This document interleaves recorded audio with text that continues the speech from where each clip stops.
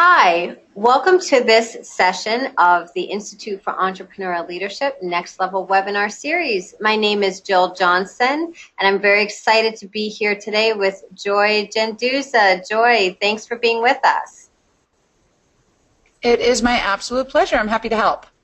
So today we're going to be talking about, is your website flushing away your leads? So many people just put a website up without giving much thought to what that website is doing for them, how it's helping them to not only get people there, but how they are able to get people to their website and then capture leads and use those leads to generate business and generate more sales, and then ultimately to be profitable, because that's what we all want, is to be profitable. So Joy is going to be with us. Joy is with us to talk about that. Before I turn it over to Joy, let me tell you a little bit about the Institute for Entrepreneurial Leadership for those of you who are not familiar with what we do. The Institute for Entrepreneurial Leadership is a not-for-profit organization, and our focus is in helping entrepreneurs just like you to get access to the knowledge, networks, and capital necessary for entrepreneurial success. A lot of our work is really very hands-on. We do have programming that is entrepreneurial training, and it's in a classroom format. But beyond that, a lot of our work really is one-on-one, helping you as the entrepreneur to figure out where it is you want to go with your business and the best path to get there. Our focus is in helping businesses who are at the early stages, who traditionally lack access to capital, and especially serving women, minority businesses, and entrepreneurs from underserved communities. So if that sounds like you, we encourage you to learn more about what we do, and we are always here to help. So with that said, I'd like to turn it over to Joy. Joy has a wealth of experience. She is the founder and CEO of Postcard Mania. She has won numerous awards and is very, very accomplished. And hopefully you saw the other webinar that she did with us as well. If you haven't, I encourage you to take a look at it. So with that, I will turn it over to Joy. Thank you very much, Jill. I'm very happy to be here. It is my passion, actually, to help small business owners and entrepreneurs make it and be a success. So I'm just happy to do this for you. I'll tell you a little bit about myself, just I mean, you did a good job there, Jill. I don't have to say much, but I like to say that I am a mom first. Of course, any mom's listening to this, that's always life second, but I'm an entrepreneur simultaneously, and I've been at it for 18 years now. And my boys grew up basically with a mom who worked 24/7, and now they work with me here at Postcard Mania. And those are my doggies and my hubby too. So I'll tell you a little bit more about us. We started back in 1998. It was just me and a couple of people helping me out. And today we're in a nice big facility that we built in 2009.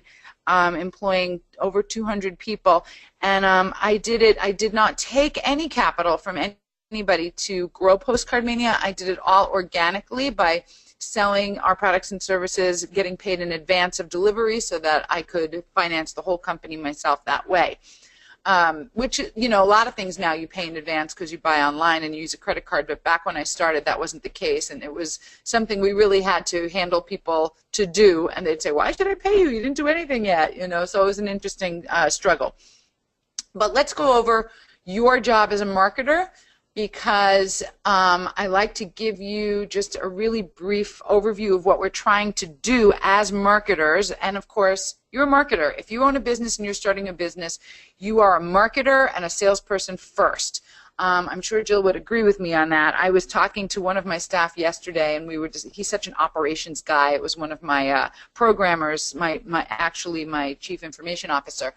And he said he could never do it because he'd always have to figure out all the operations and the processes and the flow lines before he'd sell one thing. And I said, that's not how you do it. You have to sell. And in order to be able to sell, you have to get leads and promote. So your number one job as a marketer is lead generation. You need to get people interested in your product or service. But nowadays, it's not so easy just to get someone interested, they don't just pick up the phone and call you. You actually have to capture their identity on your website or a landing page somehow in order to be able to follow up with them, whether it's with phone calls or email follow-up or social media follow-up, any way that you can put yourself in front of them over and over again once you get their contact information, so that eventually they are comfortable enough with you and seeing your business so that you can close the sale. So that just kind of simplifies, it's very simplistic of what your job is. I'll tell you one more thing, because this will definitely help just in this whole presentation about your website, is that what we're trying to do is when somebody sees an ad, a postcard, a billboard, whatever it is, generally they will have a very neutral feeling about your business, unless they have a need for it right away. Unless your ad is spectacular and they instantly like you. That ad should get them to like you somewhat, to have a positive feeling about your business. When someone's interested in the product or service and they have that positive feeling and they go to your website, when they get there, that positive feeling has to increase. Have you ever received a direct mail piece or seen an advertisement, gone to a website, and when you get there, your feeling for the company went from neutral to, I don't really like this business as well as I did when I saw the advertisement. And there's a number of things that occur when you arrive there that give you that feeling, and we'll go over some of those things today. So to keep rolling here, all of your channels, all of your marketing channels that you use to drive leads, to get leads, all roads lead to your website, every single one of them, because today people can just do all their due diligence online, so they don't have to call you. So what happens today, and and this number has gone up over since I've been talking about this subject for the last probably 10 years or so, the number's gone up from probably 80% to 95%. And this number comes from me surveying audiences over and over and over again. 95% of interested prospects, people who receive your promotion and they think, yes, I'm interested in this, they will visit your website before contacting you. So the illustration that I'm showing you here is prospects going to your website. Some are going to leave without interacting, and some may interact and become leads. And there's a number of different ways that you can even follow up with the people who leave without interacting, and I will hopefully be able to have a few minutes to tell you about that. But the main thing we're going to talk about is how do we get those prospects who went to your website and are interested to actually fill out that contact form. Because I bet if I asked you, do you like filling out a fill-in form on a website and giving all your contact information enjoyable to you? You'd say no. Nobody wants to. We don't want to be bombarded with more communication. We want to do everything ourselves before we talk to anybody. And that's what's happening with all of the prospects out there. So how do we change their minds and get them to want to fill out that form? I apologize for that ring. So let's keep going here.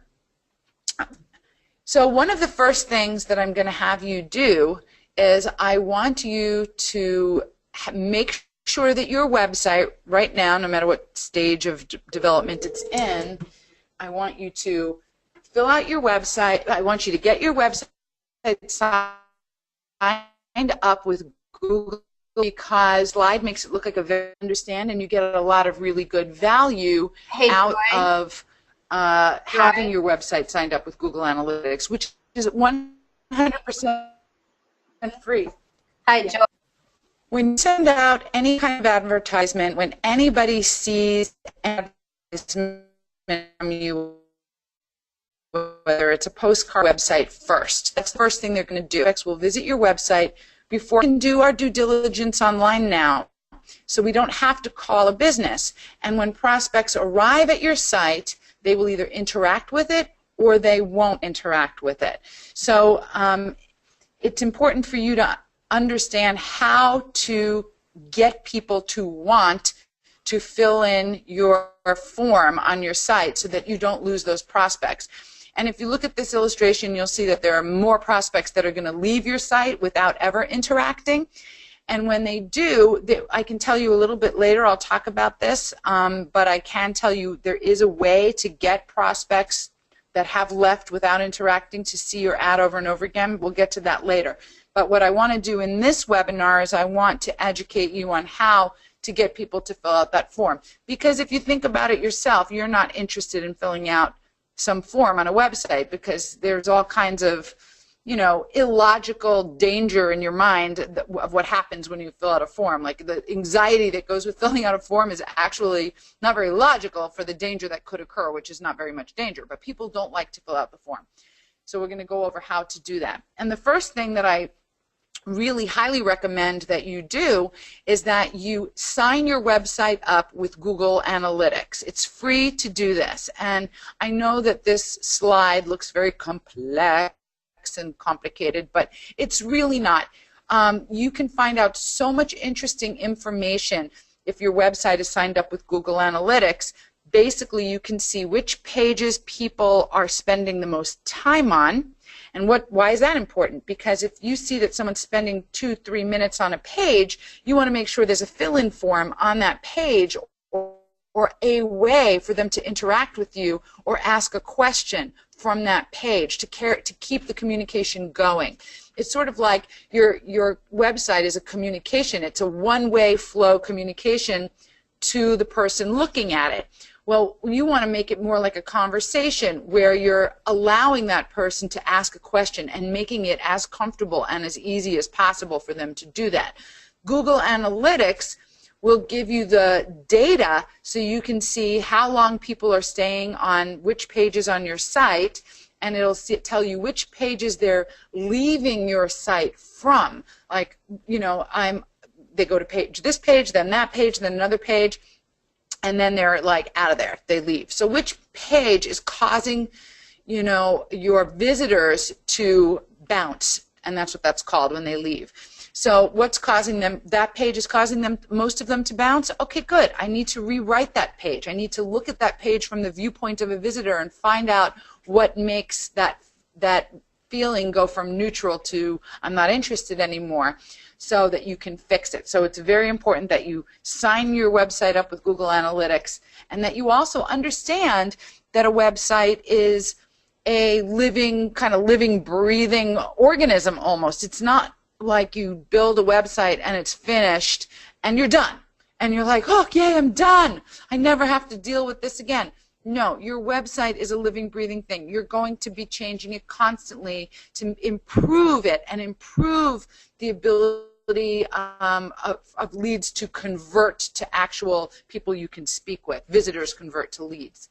So let's go on. I want to give you just, you know, I mean, I'm sure by now you realize how important your website is, but you know, when you receive a direct mail piece and that direct mail piece is very professionally designed, and then you go to a website where the website looks like it was built in 1996, you don't have a lot of confidence in that company. They could be the very, very best company out there at what they do, but if they don't, their website is their face. It's their public relations. It's what you think of them. And perception is reality. If you look at that site and think, look at this site, it's so old-fashioned, these people don't know what they're doing, well, then you're not going to feel comfortable with their business. And that's the same thing that'll be with your business. So if the website matches the card to a degree, like you know that you've arrived at the correct place, and it continues the communication that the direct mail piece started, then you've got something there. So how the website makes you feel when you arrive there is very, very, very important. And you know, for different industries, you have different color schematics and different graphics and different fonts and different things that you would use in a particular industry. And I'll just give you a few examples here. I like this example because this couple makes these handmade maps, and basically what the maps are of little known tourist attractions or areas in the mountains and beautiful places that don't make it onto websites necessarily, that don't make it onto Google necessarily. These little hidden gems, and they create these hiking maps. So their website had to look very homegrown and very friendly, and you know, and make you feel a certain way when you got there. And I love that the couple has their photograph to the right. You can see them there, and they look like a very nice, happy, kind of natural couple.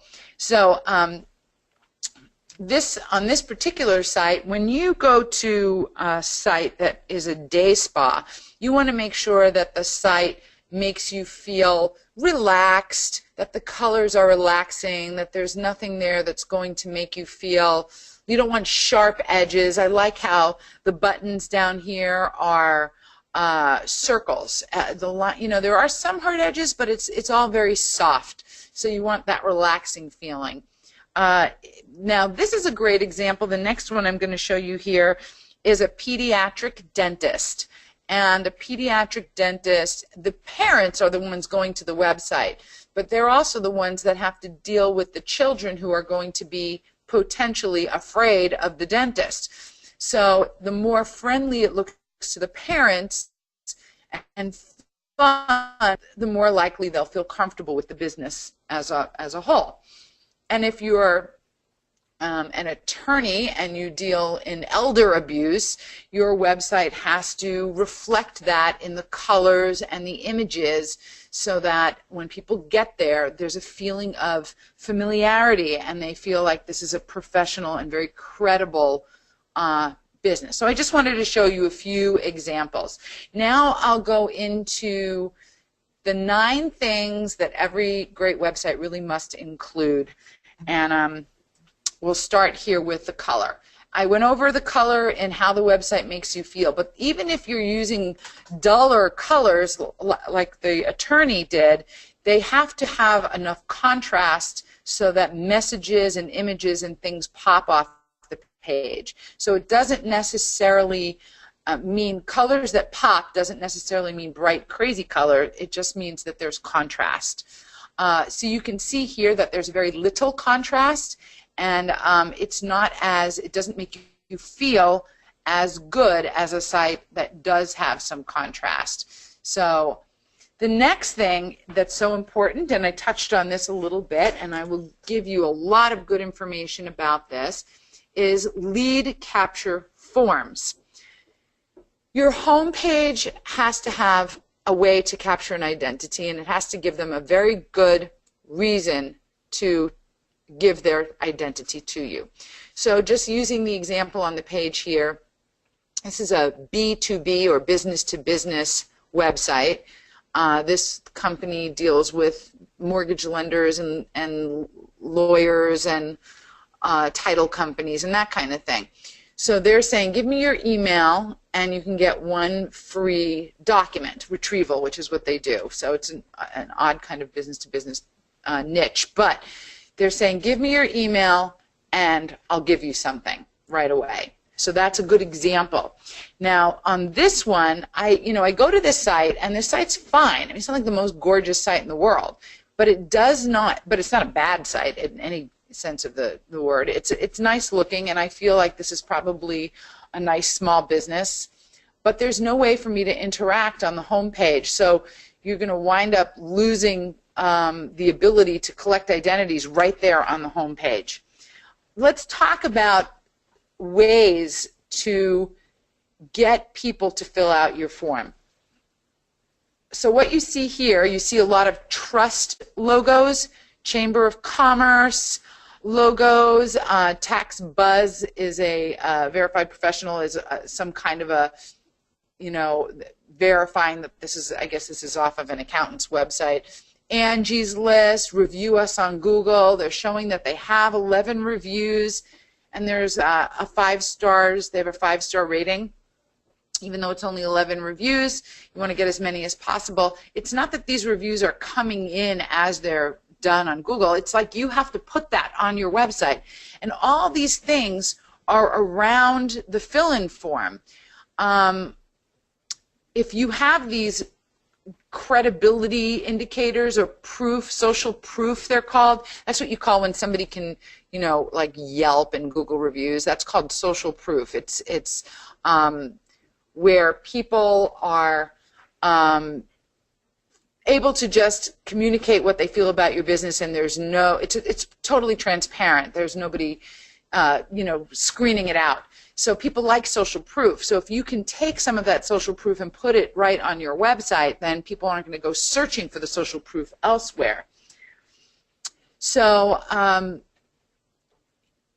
the next thing is, I just want to make sure I've gone over everything here with you. I think that there's a lot more we can go over. For instance, I want to make sure that when you're, you know, they need to be right at that last minute before you make the decision to either, I don't want to give them my info, or I do. Especially in a form like this. This is a very long form, and long forms are not ideal. But if you put the trust seals and the different social proof and all that stuff right by the button that you click, you'll have a much better chance at collecting that contact info. Now, this is an example of a good one. The call to action button should stand out from the rest of your site. So you see right here that the site's really blue and white, basically, blue and white and black. And then right where the thing that you want the person to do, the call to action, is yellow. And yellow is a great call to action color. And it pops right out. So my eye is dragged right to this call to action. And remember, you don't want to put the word submit on a button. You want the button to say what it is the person is going to get. Yes, retrieve my documents for free. So that's what I'm getting. If it just says, nobody wants to submit anyway, right? So that's a good point there. Now, here's the thing that's happened over the last number of years. Less and less fields to fill out is better. And it used to be, you know, we'd say, I'm going to have a fill-in form on my website, and I'm going to get, like, you know, everything from them, their credit card information, their name, their phone number, their address, their email address. And the more fields that you want them to fill out, the less comfortable they are filling out the form at all. So you can see some statistics here that 6 fields, and you'll only have 15% of the people submit the form, and if there's 4 to 5, it'll go up to 20%, and if there's only 3 fields, it'll go up to 25%. So, and asking for a phone number, honestly, just creates an average dip in conversions. CR, by the way, is conversion rate. It will dip the conversions by 5%, just asking for a phone number. Now, as you notice on this form, there is no asterisks next to the word email or username or any of them. And the reason why this is good is because people do not want to be told what to do. I don't want to have to give you all my info if I only want to give you my email. If I really want the information, if I really want to participate in your offer, I will give you the information you're asking for. On my company's website, on Postcard Mania's website, we have no asterisks. We do not force people to fill in the forms, and we get what we can get on those forms, and we're happy with whatever it is that we can get. So it's just an interesting way of looking at it. Whenever I'm dealing with customers and they say, I want these have to be filled out, or the lead's no good to me, I'm like, you're not taking on the viewpoint of the visitor. What we're trying to do is get that visitor to like us and trust us more than our competition. So the less force you have on making them fill out a particular field, the happier they will be to do it. So just because a website looks really cool and the design is good and it makes you feel good when you get there, it doesn't mean that it's going to be optimized for marketing. And when I use the word optimized, I just mean the definition of optimized, made the best way possible for converting leads. So this website, I love the design of this website, but they are missing a fill-in form. So if I got to this homepage, they should have sign up for a newsletter, or sign up for our events calendar, sign up for, give us your email address and we'll let you know every time we're having an open house so that you can just come and check out our school. Something, some reason to just get an email address. Because if you don't get that contact information, you can't follow up with the visitor. So here, now what's interesting is this website is not as cool looking as that other website. However, this website there's no way to communicate with them. And this website, they have a fill-in form right here on the left.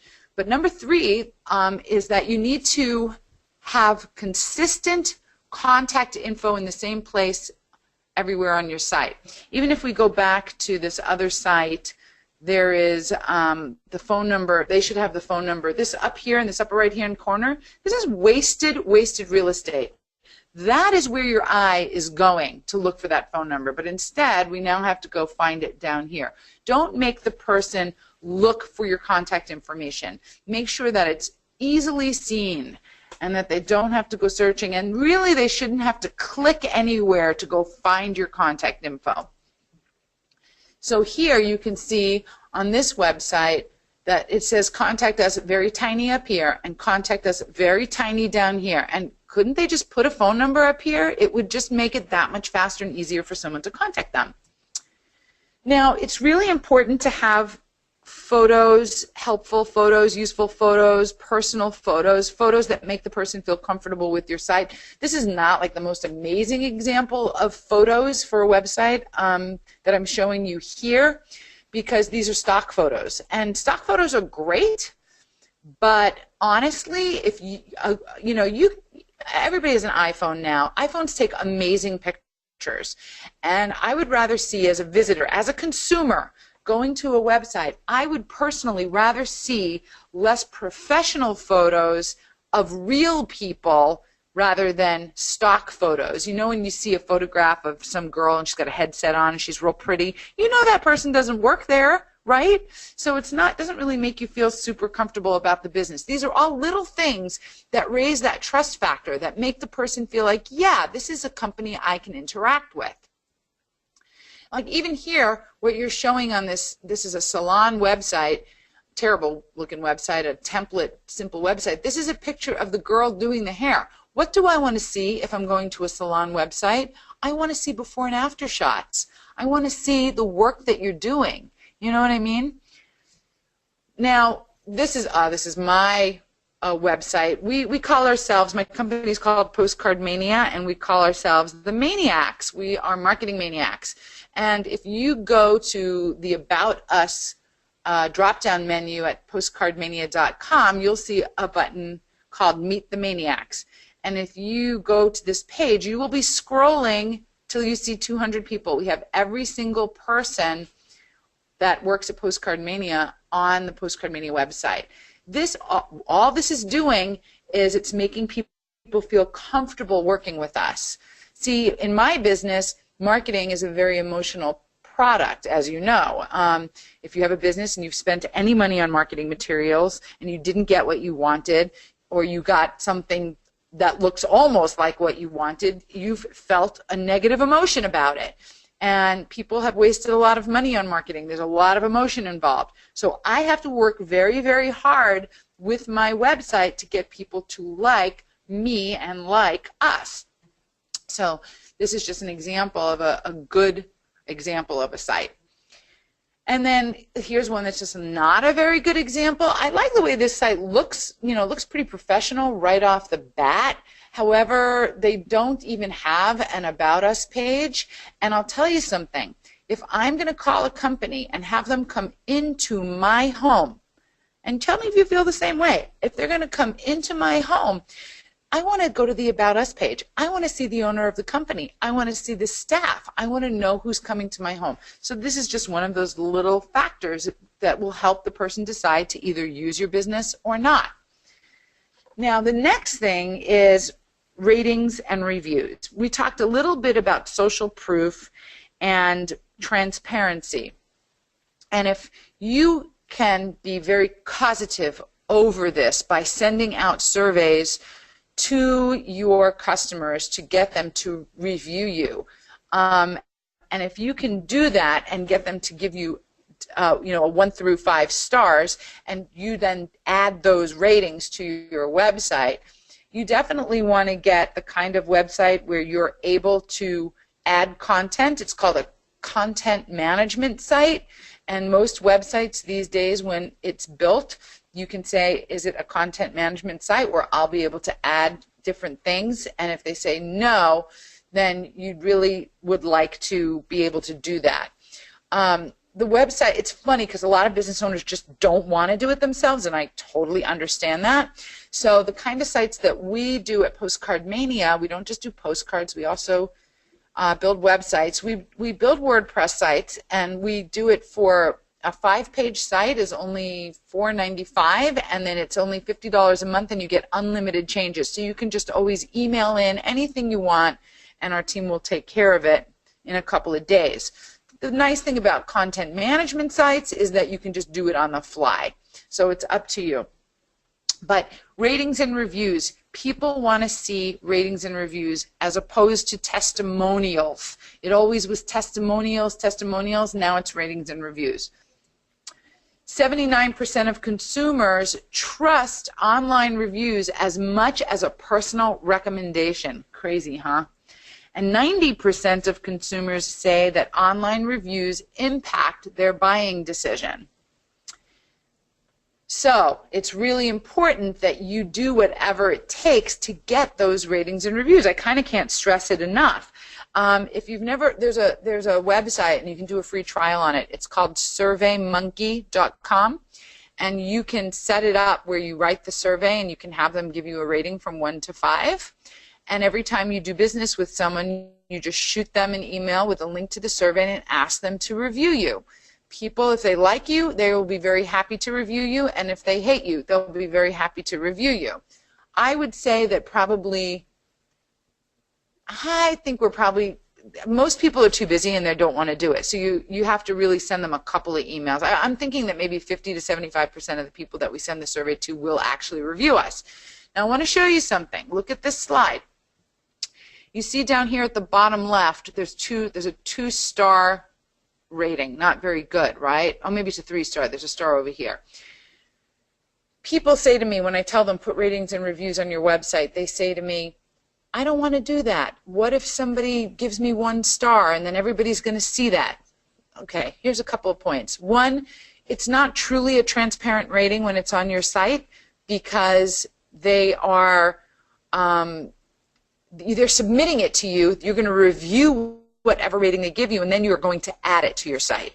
The other thing is, what we do on our site is if somebody gives us 3 stars or 2 stars or somebody's not happy, we handle it. And we put the handling up on the site under the review. We put the 2 and 3 star site ratings up there because most of the ratings are 4, 4.5, or 5 stars. So let me ask you this. If you go to, let's say, Yelp or Google, and you read a really bad review about somebody's website, but everybody else there gave it a really great review, what do you think about the person who gave the bad review? You kind of think they're having a really bad day. If you're feeling nice, you're thinking they had a bad day. But mostly we think, oh my God, that ranting person is such a whack job. I'm sure it was them, and they're the reason the service was so bad, especially us business owners, you know. So it's interesting that that those putting the 2-star or 3-star reviews up on your site and writing also below it what you did to help the person get better service and handle it with them really makes it look like it's fully transparent, and that's what people want to see. They want to see that transparency. So how do you do that? On your site, you can actually put a fill-in form that asks them to review you, and you can have the 5-star rating up there as the default, and then they can lower it and leave a rating. And there are lots of companies out there that will do this for you. You can implement a company just taking care of it for you. Also, you can use SurveyMonkey to send a survey as well to people who finish doing business with you, as I said before. So even with that, you know, you also want to be able to get case studies. So you don't want to just get reviews from the people, your customers. You want to actually sit down. If you can video a case study, that would be even better, but I know that that's difficult for a young business to do. So if you can interview the person, even over the phone, and get a photo of them and put a case studies section on your website, whatever product or service it is that you deliver, you can give whatever the situation is, why the person came to your business in the first place, what problem were they trying to solve, and how it got solved with your business. Real people with real communication, real photos are going to work best. If you can, and again, you have a video on your iPhone.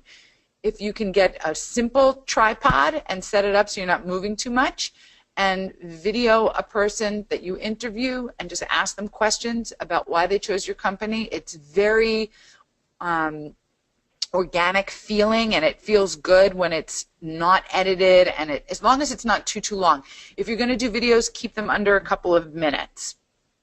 But this really does help on a website to have really great case studies. Case studies are, you know, just what people are looking for to see if your business is right for them. And again, videos are important because not only because they help like a picture paints 1,000 words and a video paints like 1,000,000 words. I know it's difficult because you want to have it be really professional. I've seen some terrible, terrible videos on websites where it's embarrassing.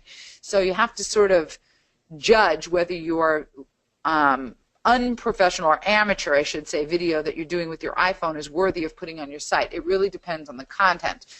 Also, if you're doing videos, even recording yourself on your site, talking about your passion for what you do, it's important that you have your voice be very not monotone. I don't know what the opposite of monotone is, but you want to have a lot of inflection in your voice and sound very excited as you're delivering your video. Not like you would just normally talk in a conversation, but just more excited.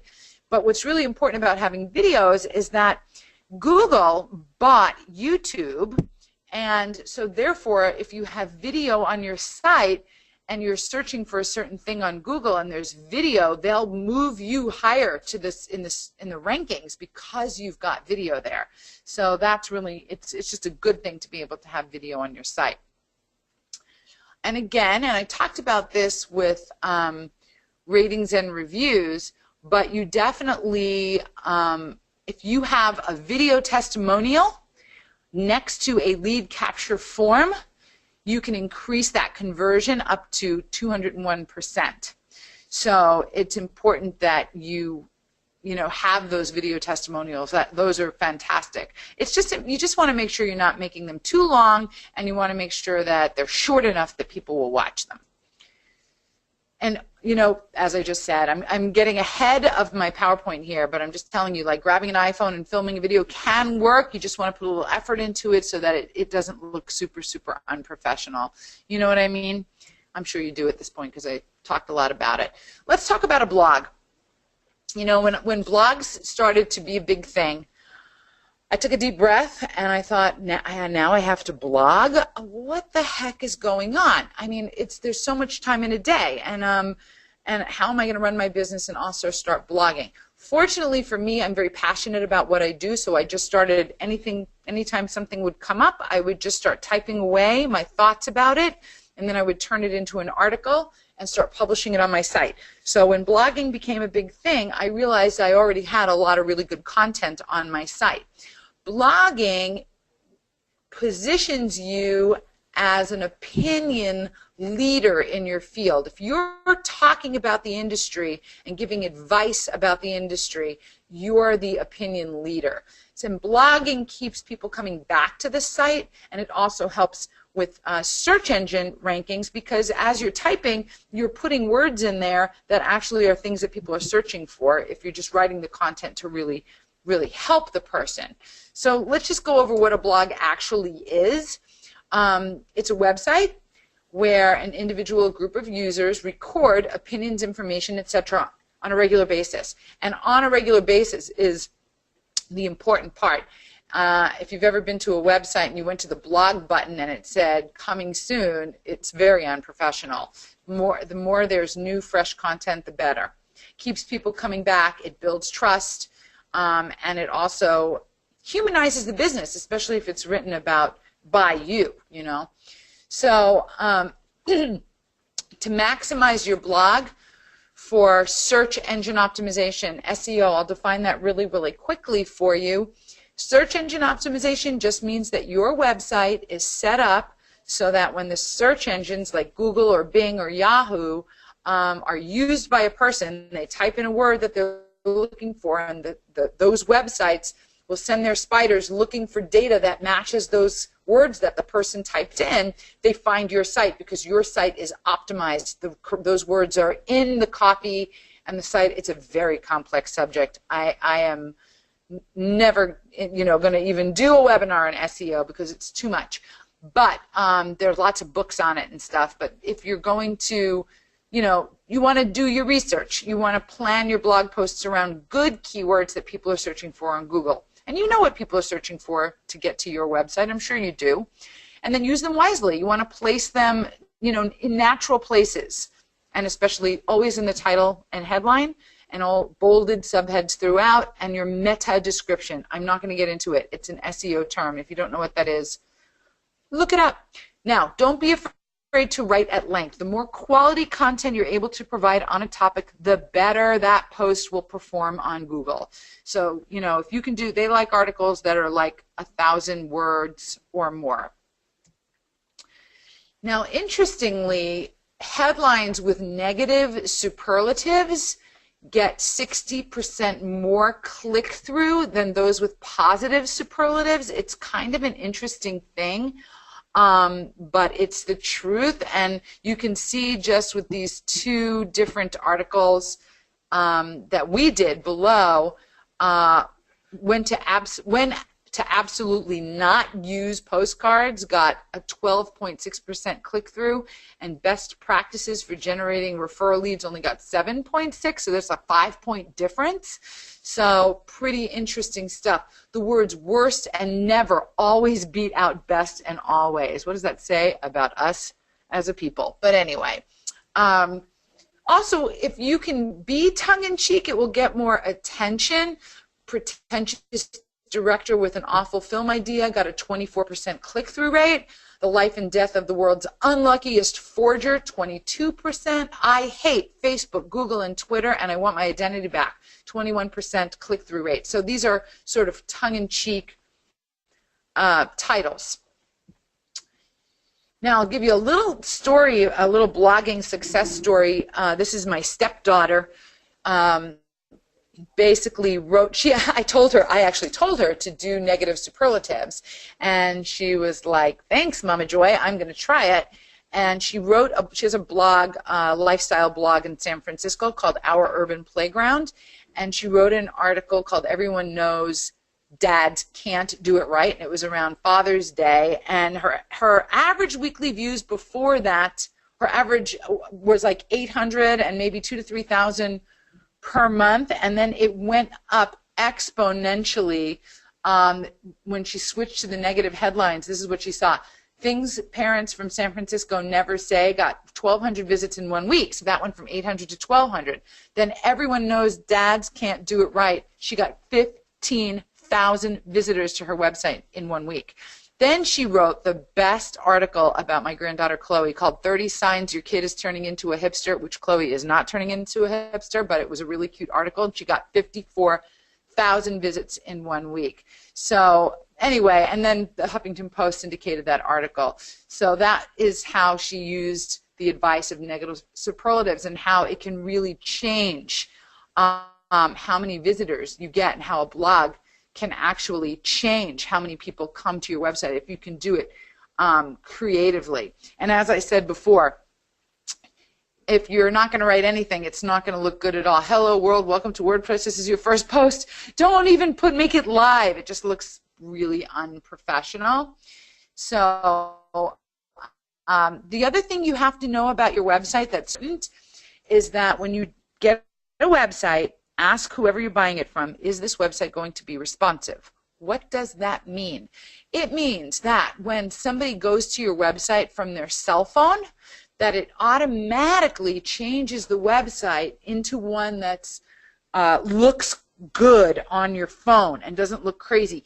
You know, when you go to a website that's not optimized on your phone, everything's super duper tiny and you can't read it, and then you have to expand the screen and go back to scroll over. It's crazy. So you want to make sure that your design is responsive. And here's one where it's not, and you just see how tiny that fill-in form is on the phone size image. It's like you're not even going to really be able to fill that out or touch the right part. Now, mobile's getting really super big, okay, and I've watched it grow because I look at the stats all the time, but the time spent consuming digital media on a desktop is 40% and on a mobile is 60%. Not true for me. I'm on my desktop more than on my mobile, for sure. But I'm in my 50s. So, you know, most people, the 30s and the 40-year-olds, they are on their phones more. So you have to make sure that your design is responsive, that your website is what's called responsive. So let's talk about this on another angle. Basically, Google made it super official. They basically, I think it was last year in 2015, yeah, May 2015, basically what they're saying is that more searches on Google are happening from mobile than desktop. So there is proof of that. And at the same time, in April in 2017, that's it. If you're responsive, then you're not actually going to show you high in the rankings anymore. You used to have really good rankings and suddenly you don't. Maybe it's because your website is not responsive. It doesn't turn to a mobile-friendly looking site when you get there. Really important. And there's a way to check if your site is mobile-friendly. Just go in your phone and type site : and then your domain, whatever it is, .com. Like for me, it would be site : postcodemania.com. And then it'll come up and tell you if it's mobile friendly. So you can check it right there. Okay, so let's kind of go back over everything that we just talked about and sort of review it for you. It's color that pops. You want to make sure of that there are lead capture forms, that the contact info is in the same place consistently, that there are useful photos. Try not to use so much stock photography. Definitely have an About Us page. Put yourself out there. Put your picture out there. It improves the likability of your site. Again, your website is you, so to the buyer, to the visitor. So if they go there and they like what they see, then they like you. And the more humanity you can put in it, the more it's real person and not so slick, the more likable it'll be. And you know, I've got a big company now with 200 people, and we still try to keep our site very likable and kind of homey feeling so that people like us. Make sure you have ratings and reviews up there instead of testimonials. Get some videos there, start working on a blog, and make sure your website is responsive so it shows up on a cell phone correctly. So let's look at a few examples. I'll just show you some decent looking websites. This is one of those companies that puts in a smart home. You know, they put everything on an iPad so you can control the heat and the AC and your stereo and your alarm system and everything from your mobile device or your iPad.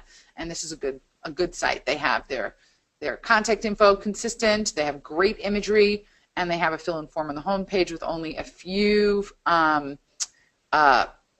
places to fill something in. This one also is quite good, especially if you're a realtor. You definitely want to show homes for sure.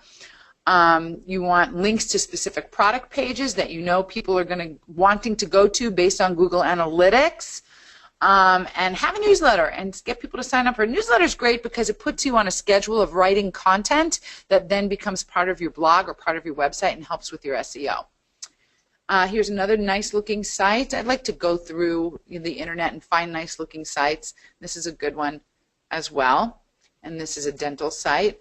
And you know, this site, very tough looking site. I like it a lot. It's a security site. I don't generally like white words on a black background. Hard to read, so that lowers our likability of the site. Even though aesthetically it looks really good, it's a little bit difficult to read. So if you're going to have any white copy on a black background, make sure it's really bold. See, doesn't this look terrible? It's really hard to read that. I don't like it at all. There's no way to capture the visitor's identity here, and you can't really tell what they do when you first get to the site. This is a terrible template site. It's just awful. There's no humanity here. I don't even feel like it's a real spa. Now, here's something that is so interesting. There's a company called Too Advanced. They can't even get picked up. You can't even find them on Google because their entire site is a Flash-based website. It looks cool. If you go to www.2advanced.com, the website looks kind of cool. I mean, it's getting dated now, but they sell websites. They're a digital advertising agency. They have to be more cutting edge and do what works for search and all that. So it was just an interesting example of a terrible site. All right, this is great reading. I recommend you read this book, especially if you're taking any of this information to heart. It's an easy read.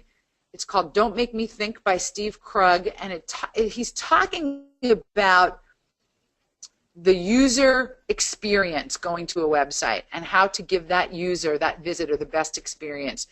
Very, very, very good book. I have other ones too that I can recommend to you. This one's a little bit more difficult to read, but it's still good and it's not that hard, and you can definitely skim sections of this book and get really good ideas from it. It's called Web Design for ROI. ROI stands for Return on Investment, turning browsers into buyers and prospects into leads. It's also very, very good. So I recommend that you read that book. And I have a little giveaway for you. It's called 16 Ways Your Website May Be Killing Revenue and How You Can Fix it. And a lot of what I go over here is in this downloadable report. And you can get that at postcardmania.com/go/websites. So I hope you will take advantage of that. And I also will give you something else. I'll give you a copy of my book. I wrote a book called Postcard Marketing in an Online World, Success Simplified. And you can get a free copy of my online version at postcardmania.com/Joy's ebook. And you can go ahead and get that right away. I appreciate you taking the time to learn. I am passionate about helping small businesses grow. I understand that small business is the backbone of the U.S. economy, and I really enjoy helping. If you have any questions for me at all, please feel free to email me. I'm happy to get your emails. joy.genduza@postcardmania.com. And let me spell Genduza for you. It's Genduza, joy.genduza@postcardmania.com. And now I will turn it back over to Jill. Thank you for your attention, and I give you back to Jill. Joy, thank you so much. That was amazing, but of course I didn't expect anything less because your other webinar that you did for us was so great. Joy, this was really great, very practical information. Thank you. I have a question or two for you. Is that okay? Absolutely. All right, good. So because the information that you gave was so practical, it would seem to many people like this is stuff you can do yourself. What do you think about entrepreneurs who try to do or maintain their websites themselves? Well, I feel like it really depends on what your product or service is. I never in a million years would have time to do that myself, and I feel like, you know, if you're looking at an org chart and you are owner, founder, and you have all these other divisions in your organization, you have accounting and you have sales and you have lead generation and you have, you know, so many different things that you need to do, you're pulling yourself, the top person in the organization, you're pulling yourself down the org board to a position of doing your website yourself, I don't think that it's a smart idea. I was alone when I started my business, and I grew my business to 200 people. And believe me, if I did everything myself that I could do myself, I never would have been able to grow. That's an excellent point. And, you know, I think that there are a lot of tools out there that make it seem to many people like, oh, you know, just log into the site and go ahead and do your website on your own and get things up and running. And so while it may seem easy, it's still not as easy as it looks. And it makes some of the tools more accessible. You know, as you mentioned, being able to go in and update a word or two yourself on the site, possibly. But it sounds like what you're saying is that where people need to focus their energy is in being able to use their site to collect information and to connect with people, and then really focus their time on how they're using that data and how they're taking that lead generation and converting that into sales and profits. Jill, you're a perfect student. You listened. I was.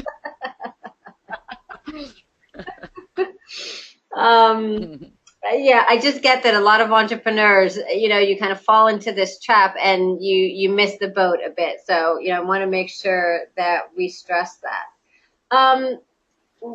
Music on the site. Can you just talk a little bit about that? I've seen a lot of sites, and even people get them professionally done, and you open it up and there's music. What does that do to someone's, what did you call it when they click off of the site quickly?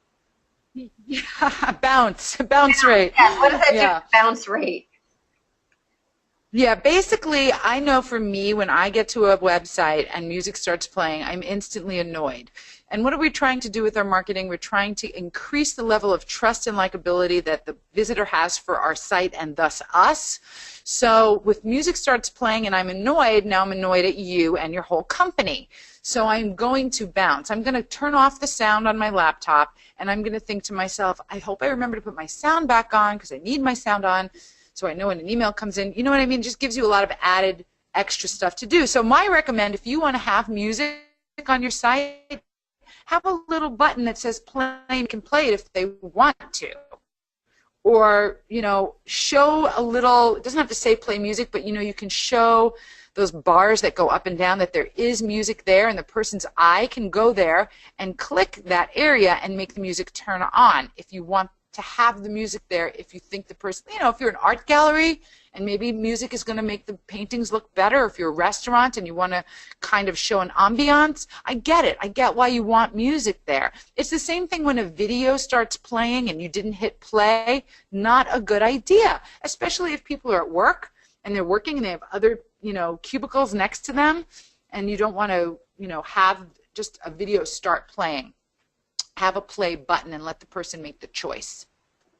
Yeah, I know that there's some statistic that shows that a lot of people do surfing at work, which probably, you know, is eating away at our American productivity. However, it's a fact. So that's another webinar. So yeah, the music can definitely get people to tune out. SEO, you know, something that you talked about and talked about being really, really necessary. Do you feel like people need to hire someone to do SEO immediately, or is it possible to build your search engine rankings more organically through blogging and having great content on the site? Is that not enough? You definitely can start out that way, but I feel like it's imperative that you either have a professional helping you with SEO, and you see, as I said, your website is a living, breathing, changing thing all the time, and you're going to just constantly be fixing it and tweaking it to make it better and better for all different things, you know, for conversion and also for SEO. And there is a really great, I could recommend a really great website. It's called Backlinko, and that's BACKLINKO.com. And I think the guy's name is Brian Dean. This is just a fabulous website. Sign up for his newsletter. and then go find the archive newsletters in his site, and you will learn so much about SEO. He's really, really, really good. I do feel like a business owner needs to understand marketing. They don't need to do it themselves, but if you don't get yourself educated in marketing, then you're always going to have that battle with hiring a professional, and you're not really sure if they're giving you what you're paying them for or not, because you're not educated. So I don't recommend that a business owner do the do of it themselves, but I do recommend that they understand it. And Joy, that is so true, especially in this area, and what you started out with saying that as an entrepreneur, you are a marketing and a salesperson first, and that lead generation is your first priority. So, you know, really it sounds like if you're going to educate yourself about anything, this marketing stuff is what you need to be, is what you need to understand, as you said, so that you can make sure that you're getting what you pay for, and just helping to that you're able to understand the strategy and the why you're doing certain things. Definitely, because you're spending money, and if you don't understand it, and you spent that money and you don't understand it enough to make all the right decisions. I've seen this over and over again because I have over 70,000 small business customers, and when the small business owner gives the work to an assistant or a manager in the company, and the manager totally understands everything, but the business owner doesn't, and then he makes, he wants to save money, so he says, okay, we'll do this, this, and this, but we won't do this, this, and this, but without the second part, the first part isn't going to work as well because he doesn't understand how multi-channels work together in marketing, and therefore he doesn't have the results that he wants. Therefore, the money he did spend on half of it, he's getting nothing instead of spending more and getting everything, if that makes sense. It absolutely does. And with that, Joy, we will say thank you again. You are just a delight to have with us. Hopefully we'll think of another topic for you to present at some time later in the year. It was my pleasure, Jill. I really enjoyed doing it. I really do. Thank you so much. And so I would like to encourage all of you to go to Joy's website at Postcard Mania and sign up for her newsletter. She really sends out great information, very useful. I would encourage you to follow her. Go to Backlinko, email Joy if you have additional questions. Whenever someone offers help, please take it. You are also certainly free to contact us, and we welcome your questions and in helping you with this or any other aspects of your business that are keeping you from moving to the next level. Joy, thank you again, and thank you to all of you for joining us for this session of the Next Level webinar series. Take care. Perfect. All right.